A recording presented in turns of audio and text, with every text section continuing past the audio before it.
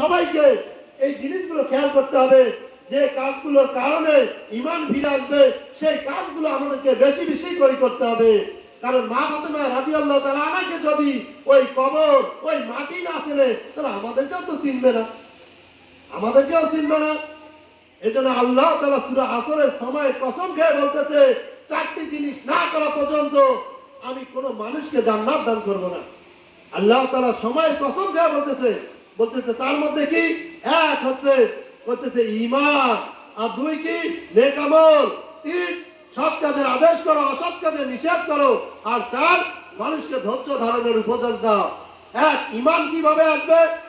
বলতেছে ঈমানই যখন কথা হবে, ঈমানই আলোচনা হবে, তার কারণে ঈমান চলে আসবে। ঈমান তো হাট বাজারে পাবেন না, ঈমান তো কোনো দোকানে পাবেন না, ঈমানই আলোচনার মাধ্যমে ঈমান ফিরে আসবে। দুই, বলতেছে নেক আমল।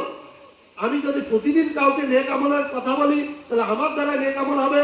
আমি যদি প্রতিদিন কোনো মানুষকে নামাজের দিকে ডাকাই তাহলে আমার মাধ্যমে নামাজ হবে।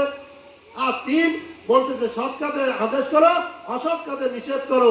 কারণ একটা সমাজের মধ্যে মদ খাইতেছে, জুয়া খেলতেছে, আজকে নৈতিকতার অভাব হইতেছে, তাকে দিনের বুঝ বুঝাও, তাকে দিনের বুঝে দাওয়াত দাও।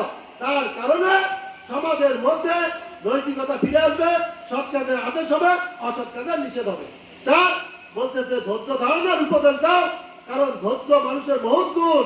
আল্লাহ তাআলা ধৈর্যশীল ব্যক্তির সাথে আছে। এজন্য আল্লাহ তাআলা আপনাকে আমাকে সবাইকে ধৈর্য ধারণের উপদেশ দেয়। আমিন।